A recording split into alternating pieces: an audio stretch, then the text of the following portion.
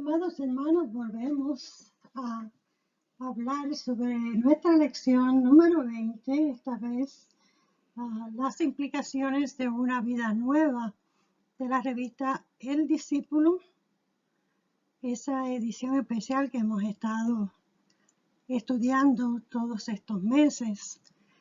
Les habla la hermana Alma Vázquez, maestra de adultos de la Iglesia Discípulos de Cristo Hispana de Castleberry, cuyo pastor es el reverendo Héctor Santiago. Es bien importante que entendamos que estamos todavía en la unidad número 5, cuyo tema general es la restauración. Y sobre este tema, pues hemos visto algunos personajes, como el personaje de Jonás, la semana pasada el personaje de Moisés.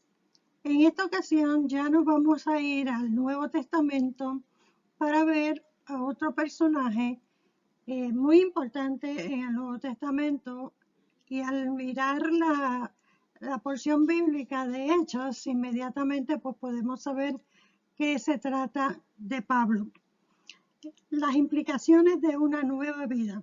Vamos a ver cómo fue la restauración de Pablo, de manera que podamos ver en él una nueva vida, porque el resultado de una restauración que viene de parte de Dios, pues no es otra cosa que tener una nueva vida. La lección se encuentra en Hechos 26, en los versos del 12 al 20 y en los versos del 24 al 25. El texto áureo no está en Hechos, sino que está sacado de 2 Corintios 5, los versos del 17 al 19. De modo que dice el texto áureo: si alguno está en Cristo, nueva criatura es. Las cosas viejas pasaron, todas son hechas nuevas. Y todo esto proviene de Dios, quien nos reconcilió consigo mismo por Cristo y nos dio el ministerio de la reconciliación. Dios estaba en Cristo reconciliando consigo al mundo, no tomándoles en cuenta a los hombres sus pecados, y nos encargó a nosotros la palabra de la reconciliación. Así que nosotros podemos dar gracias al Señor, porque podríamos preguntarnos, ¿cómo sabemos que una persona ha sido restaurada por el Evangelio de Jesucristo? Si vamos a enfatizar en la vida de Pablo, vamos a reconocer en él que él verdaderamente fue restaurado y que él sí demostró tener una nueva vida en Cristo. Vamos a pensar también en qué factores pueden incidir en que una persona se resista a escuchar o responder el mensaje del Evangelio. Eso lo vamos a ver también en la historia. En esta lección daremos continuidad al tema de la restauración a la luz de la historia del apóstol Pablo, su conversión y su testimonio. Los objetivos de las mismas son, primero, ilustrar el impacto que puede tener el testimonio de una persona en la vida de quienes lo rodean. El testimonio de Pablo y su conversión ser nuestro marco de referencia. Analizar las implicaciones de tener una vida nueva al permitir que Dios sea nuestro restaurador.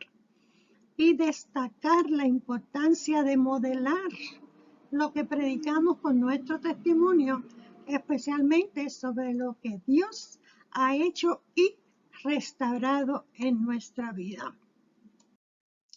El vocabulario al cual nosotros le vamos a dar pensamiento en esta lección dice: dura cosa te es dar cosas contra el abismo. ¿Qué quiere decir esa frase para nosotros? Algunos exégetas bíblicos consideran esta expresión como una metáfora que, aunque no aparece en la literatura judía, sí comienza en los escritos greco-romanos. Un aguijón se refiere a la punta de hierro de una aguijada.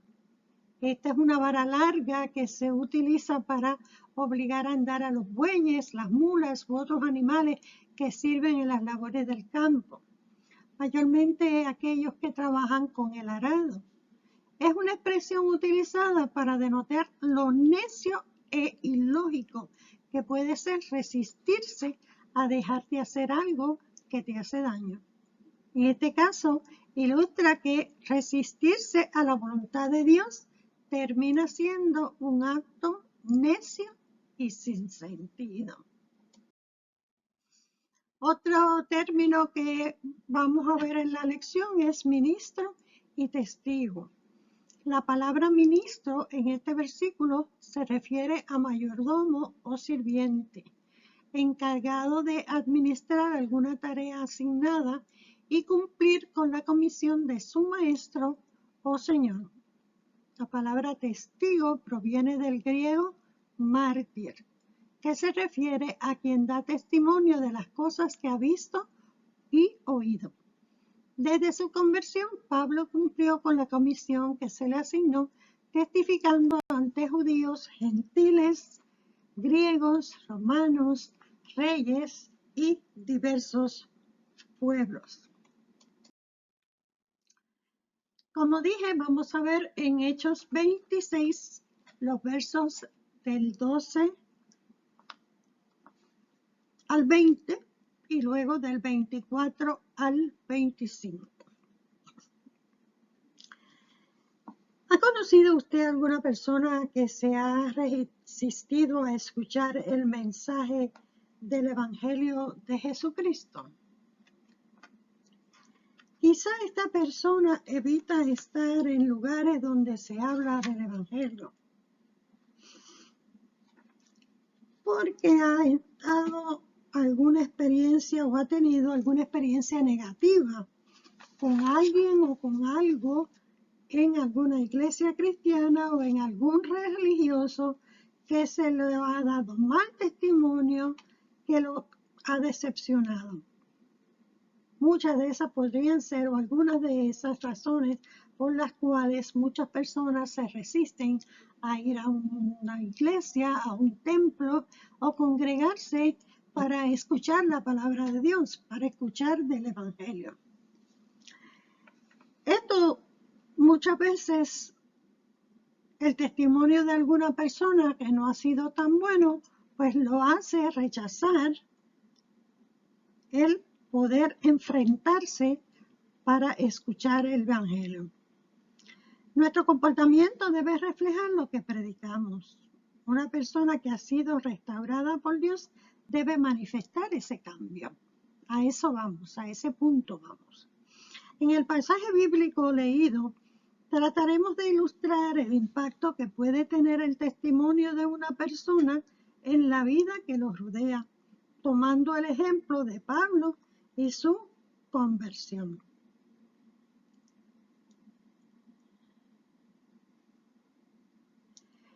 En los versículos 12 al 13 vamos a ver a Pablo contándole al rey cuando fue a Roma, que tuvo que enfrentarse al juicio, y fue a Roma porque él mismo quiso ir a Roma, porque él dijo que él era ciudadano romano, por lo tanto, él tenía derecho a ser escuchado y juzgado por las leyes romanas. Pablo fue, y ustedes lo saben, perseguidor de los cristianos. Pablo fue de los que mató a muchos cristianos, de los que persiguió a muchos cristianos, entre ellos, aunque él no fue el que lo mató, pero estuvo de frente cuando mataron a Esteban, uno de los diáconos de la iglesia que comenzaba, de la iglesia primitiva. Pablo tenía un bagaje ¿verdad?, de ser un soldado recto, pero un soldado que quería verdaderamente cumplir con lo que las leyes judías hacían. De tal manera que él había estudiado las leyes judías, él había leído y había estudiado a los pies de Gamaliel, así que era una persona conocedora de la palabra. Pablo entonces, escogido preso por varias ocasiones, fue azotado, sufrió eh, en los barcos por tormentas en los barcos. Él sufrió la picada de una serpiente que para asombro de mucha gente que lo vio, no le pasó nada porque él verdaderamente estaba en las manos del Señor. Así que vamos a ver entonces a Pablo en esta ocasión contando, va a contar qué fue lo que él hizo, cuál fue su conversión. Y en el versículo 12, él también lo hace en el capítulo 9 de los Hechos, está totalmente la conversión de Pablo, pero en esta ocasión ya lo está contando como testimonio, se lo está diciendo al rey, de tal manera que él quiere que ellos conozcan de dónde lo sacó Dios y cómo él ha estado viviendo en los caminos de Dios desde ese momento preciso en que él se encontró con el Señor. Dice, ocupado en esto, iba yo a Damasco con poderes especiales y en comisión de los principales sacerdotes. Iba hacia Damasco con órdenes escritas de que él iba a llevar esa encomienda que le habían dado y que él iba a acabar con los cristianos que habían en Damasco. Cuando a mediodía, rey, yendo por el camino, vi una luz del cielo que sobrepasaba el resplandor del sol, la cual me rodeó a mí y a los que iban conmigo. ¿Recuerdan la historia? Está en el capítulo 9. Él iba con los soldados y allá se le presentó una luz y el refulgor de esa luz lo tiró al suelo y eso hizo que los demás que iban con él también lo vieran. Y habiendo caído todos nosotros, dice, caído todos nosotros en tierra, o una voz que me hablaba y decía en lengua hebrea, Saulo, Saulo, ¿por qué me persigues? Dura cosa te es dar cosas contra el aguijón. Yo entonces dije, ¿quién eres, Señor? Fíjense que cuando él oye la voz, inmediatamente él reconoce que esa voz viene de alguien que tiene autoridad, de alguien que tiene poder. ¿Quién eres, Señor?, le contesta. Así que, y él le dijo, yo soy Jesús a quien tú persigues. Pero levántate y ponte de pie. Ponte sobre tus pies, porque para ello he aparecido a ti, para ponerte por ministro y testigo de las cosas que has visto y de aquellas en que me apareceré a ti, librándote de tu pueblo y de los gentiles, a quienes ahora te envío, para que abras sus ojos, para que se conviertan de las tinieblas a la luz y de la potestad de Satanás a Dios, para que reciban por la fe que es en mí perdón de pecados y herencia entre los santificados. Por lo cual, Rey Agripa, no fui rebelde a la visión celestial.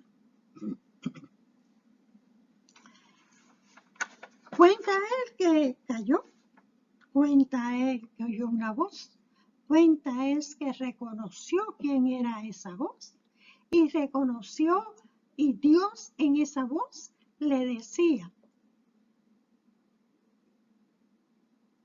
¿cuál es la misión para la cual yo te estoy llamando? te estoy llamando para que esta gente se convierta de las tinieblas a la luz, para que reciban por la fe que es en mí perdón de pecados y herencia entre los santificados. Así que le da una tarea, le habla sobre la tarea que él iba a hacer cuando él se levantara del suelo. Y él insiste en decirle al rey Agripa que no fue rebelde a la visión celestial. Así que cuando nosotros sentimos y oímos la voz de Dios, audible o a través de alguien que nos habla, una predicación, un himno, alguna oración, alguna lectura, la lectura de la palabra, y escuchamos que Dios nos está llamando para que hagamos algo. Piense que Él lo está llamando a pesar de que Pablo había sido perseguidor, que había sido causante de la muerte de muchos cristianos que empezaron en esa época. Dios no lo miró como a un pecador que no tiene remedio. Dios lo miró como un pecador que sí tiene oportunidad de arrepentirse y de volverse a Dios. Aquí en ningún momento hemos visto que Pablo se arrepintió, ni que Pablo le dijo en ese momento, perdóname de mi pecado. Pablo en ningún momento le dijo, haz de mí una persona nueva, pero Dios ya lo tenía en la mirada y Dios quería restaurar su vida. Dios quería que él fuera verdaderamente un instrumento para que otras personas se salvaran, que recibieran el perdón de pecados, que fueran santificados, para que se liberaran de la potestad de Satanás. Después de su conversión, su vida dio un rumbo inesperado. Cambió su nombre de Saulo a Pablo. Cambió su vida, cambiaron sus acciones, cambió su testimonio. Se dedicó a predicar de Jesucristo. Realizó varios viajes misioneros. Escogió líderes para darle seguimiento a las obras que comenzaba. Se mantuvo en contacto con esos líderes e iglesias. Fue arrestado varias veces. Defendió el mensaje que predicaba. Hizo obras dignas de arrepentimiento. ¿Se acuerdan cuando Jonás predicó a los de Nínive que venía un castigo para ellos si no se arrepentían? Él sí lo predicaba por su boca, pero en su corazón no sentía piedad, no sentía misericordia por ellos. Al contrario, resistía enojo porque Dios los perdonaba. Él no quería que Dios los perdonara porque ellos eran malos y no quería que ellos cambiaran. Diferente a Jonás, encontramos a Pablo. Pablo entonces, no importando cuán pecador fuera el hombre, era cuanto más le predicaba el Evangelio. En estos versos que hemos leído, hemos visto cómo Pablo, ante el rey Agripa, le explica cómo fue su conversión, cómo cambió su vida de lo que era a lo que ahora es. Ahora le dice él al rey Agripa, ahora anuncio primeramente a los que están en Damasco y Jerusalén y por toda la tierra de Judea y a los gentiles que se arrepientan, se conviertan a Dios haciendo obras dignas de arrepentimiento. Él se arrepintió y él tomó en serio el llamado que Dios le dio. Se destaca cómo el Señor apeló a los sentidos de Saulo para llamar su atención y revelar su mensaje. Fue llamado por su nombre. Y le dijo, dura cosa te es dar cosas contra el aguijón. Eres necio si tú no haces caso del llamado que yo te hago. Ese aguijón que ya dijimos que es una agrujada que se utilizaba para piconear a los animales, a las mulas, a los bueyes. Implica que somos necios cuando nos resistimos a hablarle a Dios. Y lo importante es que él quiere decirle al rey Agripa quién verdaderamente es el Cristo, porque él está entendiendo que la gente tenía que arrepentirse.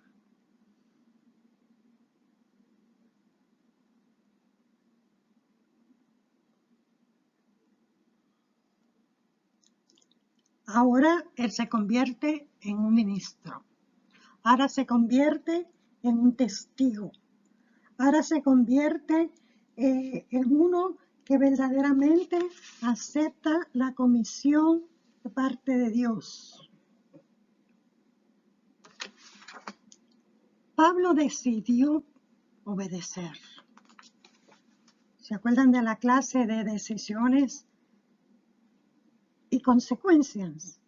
Jonás hizo malas decisiones. La consecuencia fue que tuvo que parar dentro de una ballena por 3 días, que estuvo allí en una oscuridad, en temor, en miedo. Sí, porque le dio miedo. Porque le dio miedo, llamó a Dios.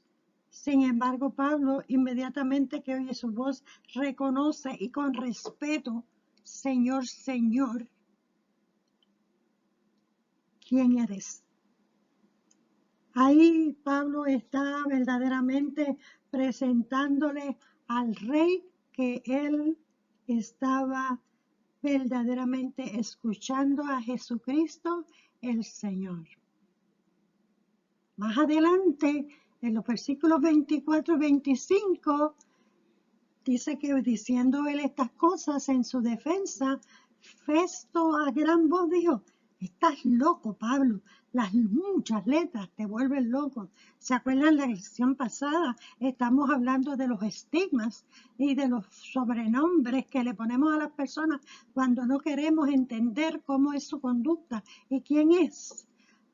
Moisés, en la lección de la semana pasada, él creía que por cuanto había matado a un egipcio, no iba a poder ser escuchado por los hebreos para darles el mensaje que Dios les daba de liberación y que luchara por la liberación del pueblo. Él creía que no lo iban a creer. A Pablo se le envía a predicar, se le envía a dar testimonio de lo que es verdaderamente convertirse, arrepentirse para liberación de pecado. Él lo hizo, en ningún momento dudó de que él no fuera capaz de hacerlo.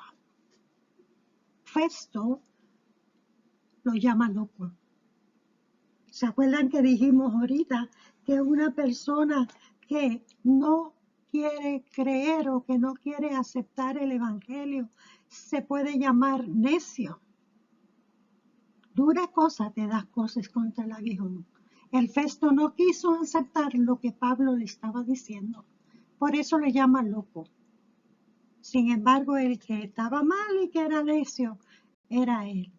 No estoy loco, excelentísimo Festo, sino que hablo palabras de verdad y de cordura. Su restauración y cambio de vida se manifestaba en su fidelidad a Dios y en permitir en que Dios, renovara y moldeara su vida, cambiara su rumbo, entendimiento, discurso y todo su ser. Respondió en obediencia a la voz y al mandato del Señor. Lo creyeron loco, pero el tener que enfrentarse a personas que resistían a aceptar el mensaje del evangelio hacía que insinuaran insanidad en él. No siempre podemos percatarnos del cambio que tiene una persona ante las referencias o comentarios que la gente hace de ellos. Sí, nos llaman fanáticos, nos llaman locos cuando queremos que alguna persona, un familiar, un amigo, un empleado, un jefe, que oiga la palabra de Dios y le contemos qué es lo que Dios ha hecho en nuestra vida. Nos llaman locos. Pero en Pablo vemos que su restauración fue evidente. Nunca escondió su pasado, ni maquilló el mal que hizo. Tenía clara su nueva identidad como seguidor de Jesucristo. Pablo supo reconocer que iba por caminos equivocados y mal enfocados. No destacó su persona, sino que se resaltó, ni que resaltó su grandeza. Habló de su misericordia, del mensaje de salvación del Evangelio. Esto tuvo implicaciones que para su vida y para la vida de aquellos que lo rodeaban tenía grandes implicaciones. Esto nos lleva a reflexionar y a preguntarnos, y te dejo estas preguntas. ¿Cómo contrasta nuestra vida antes y después de habernos encontrado con Jesucristo? ¿Qué cambios he podido identificar en mí? Pregúntate, ¿qué cambios otras personas pueden identificar en mí? Una cosa es lo que yo creo de mí y lo otro lo que los otros creen de mí. ¿Qué aspectos de nuestra vida aún necesita ser restaurada en el día